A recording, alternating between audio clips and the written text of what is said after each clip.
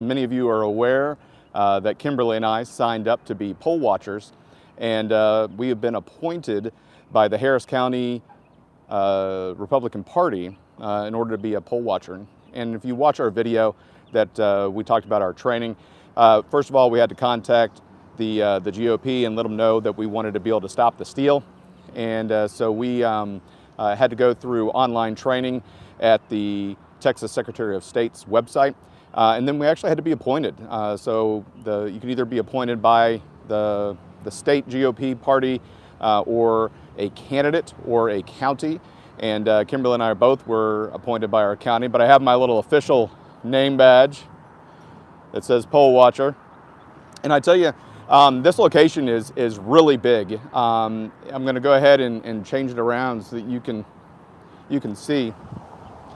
But it's at the City of Houston Metropolitan Multi-Service Center on West Gray Street. And if you see in the background, I can't get too close because of election rules and laws that say you have to be outside of a certain distance before you can film. But you can see the line is pretty long out there. This is the third day of early voting. And you can see all the political signs. You can see abruptly where they end. And so that's just the 100 feet away from the entrance into the polling location. But everybody has been super nice as far as the presiding judge, the alternate judges, and the election workers. I didn't know what to expect because, again, this is my first shift that I've done. And, like I said, it's been, really good time. The staff are really friendly. Everybody is, just nice. They're really knowledgeable. A lot of the people are veterans of the political election cycles. They've been here since, some of them since the 80s. Somebody's about to retire. She's going to be 86, and so she's decided to hang it up. But still, it's a lot of good people out here. So, but I have seen a couple of interesting things, and I've got to take notes. And if there's a major problem, then I'm supposed to call the Republican election officials. But still, it's been a fairly interesting and uneventful, series of people coming in. Everybody is excited to get their voice heard. And so anyway, one of the things that happened is there's curbside voting. And in the curbside voting, there are a special machine that the voting machine goes into and gets locked. A single paper ballot goes inside that machine, and it gets handed out. And they have the e-poll system where your driver's license gets scanned and into the system. So you have that scanned, gets loaded into the system, verifies your address. And so anyway, there was a car and there was a driver, and in the front passenger side was an elderly gentleman. In the rear passenger side was an elderly woman. And then next to that person in the rear driver's side was another gentleman. And so they did the people who were voting were the elderly man and the elderly woman, who were both on the passenger side of the car. So they brought in the machines and handed them over, and they walked away a little bit. And immediately, one of the rear passengers started inputting the voting for the woman. And you're not allowed to do that. And so luckily the election workers saw it and put a stop to it immediately and said, whoa, everybody has to stop what they're doing. And they went and grabbed a roster that was an oath of assistance. And that oath of assistance was in order to prove and make sure that this person was not an operative, a political operative, or a member of a party that was helping the person vote, just basically using that person as a straw voter. And so the person signed that, and they were able to start that again. The election workers kind of got excited when that happened, because obviously that was unusual. They said, look, we didn't expect them to start pressing the voting buttons for the individual. But, you know, hey, it all came out well in the end. Got that oath of assistance done, and it was easy peasy. Gotten a couple of interesting ones where there was a gentleman who was walking out, elderly gentleman, and the election workers were like, sir, where's your ballot? And he said, well, it's in my pocket. And so they said, we need to pull that out of your pocket. And the way the ballot system works in Texas is you're given a blank piece of paper with a giant black arrow on it.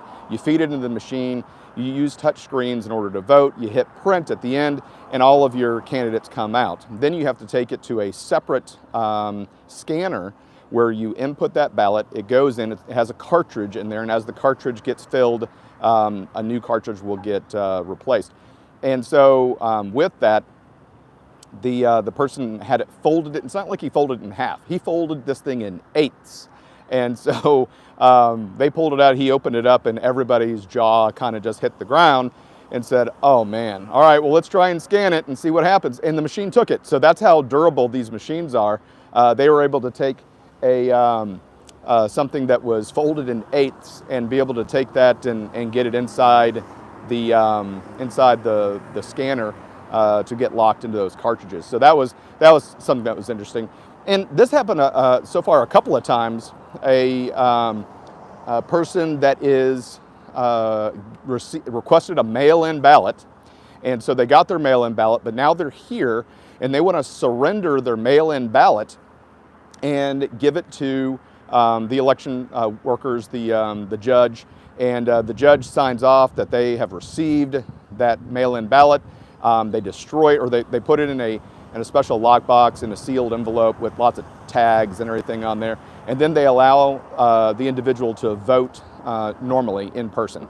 And interestingly, this person had requested the mail-in ballot, but somehow she said she got in her mind that it wasn't as safe as voting in person. And so, it seemed like it was an easy peasy thing to do. The judge was able to rectify the situation immediately. Like I said, very knowledgeable, and they're really kind of allowing me to ask questions. I'm not allowed to talk to any of the voters. That's a law here in Texas. So as a poll watcher, I cannot interact at all with any of the voters, but I can talk to the judge and I can talk to the election workers. And this location has a presiding judge and 2 alternate judges right now. Unfortunately, the presiding judge had a medical emergency and had to leave, so now it's just the 2 alternate judges. But like I said, both of them are very knowledgeable. They administered my oath, and again, it was really just kind of painless. Only had one person that said, can I help you? And I've got my official name badge on that says poll watcher, and one worker was like, oh, you're just a poll watcher. But later on, about 30 minutes later, we got to be talking, and she's super cool. And so again, I'm now part of the club. I'm the only poll watcher here. I am representing the Republican Party, so there is not a Democrat poll watcher that's here, nor was there anybody that I relieved. I took the afternoon shift, so from 1 p.m. Central Time to 8 o'clock, or actually until close. Polls close at 7. But I will be staying all the way until the judge locks up the ballots and takes those cartridges and puts official tabs and locks on there in order to make sure that everything is sealed up. Both Kimberly and I had to sign up for 3 shifts, and so this is my first shift. But Kimberly has already knocked out 2 shifts, and she's in the downtown Harris County Courthouse for her shifts, and so. It's like I said, this is really interesting. I'm learning a lot about the election process myself, and we're just going to get a little closer because I can get a little closer. But I'm going to see if I can flip this around. So yeah, so you can see all of the political signs that are going on. There are all the political signs that are over here as well.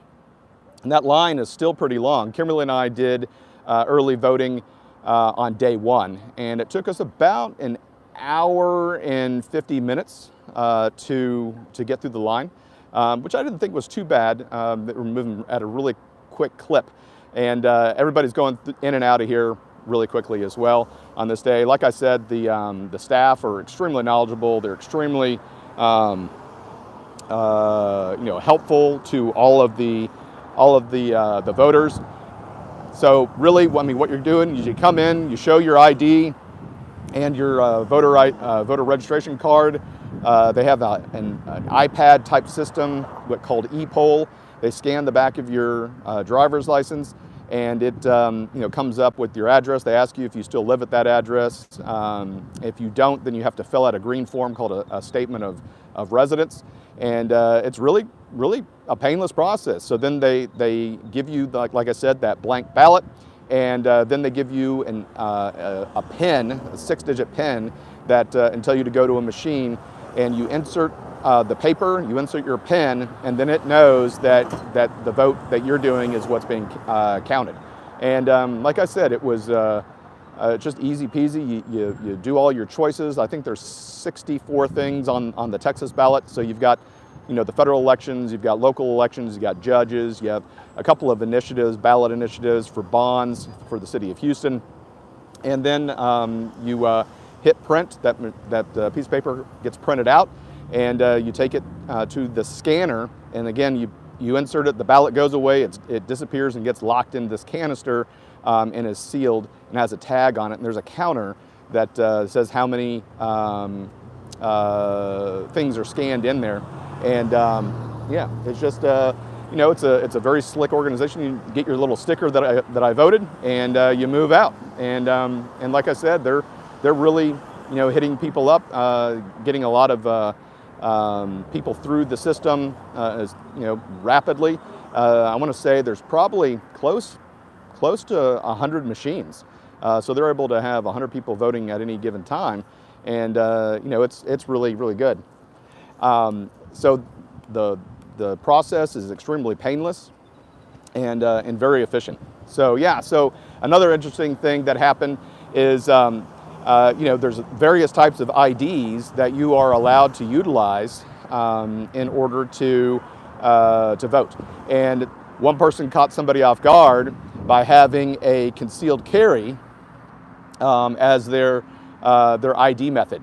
And so that was pretty cool that they were like, well, I've never seen this before. And it turns out you couldn't scan it per se, but by having that go in there, it did register. And so the person was able to utilize that. And so again, as long as you have a valid type of voter ID, you're able to get in there and get out quickly. So those are some of the funny things that have occurred so far in my first hour of doing this shift. But I'm going to come out a couple of times and let you know what's going on.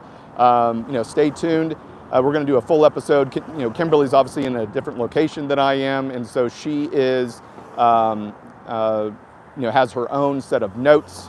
We also have to have different shifts. So if she's doing a morning shift, I'm doing an afternoon shift. If she's doing vice versa, because we need to be able to be available for the children because they're still young, and so we can't work the same shift at the same time because we have to get them to school, pick them up from school, dinner and things like that. So yeah, so it's been a great experience. In order for me to leave as a poll watcher, I have to get permission from the presiding judge or the alternate judge, since the presiding judge is in the hospital.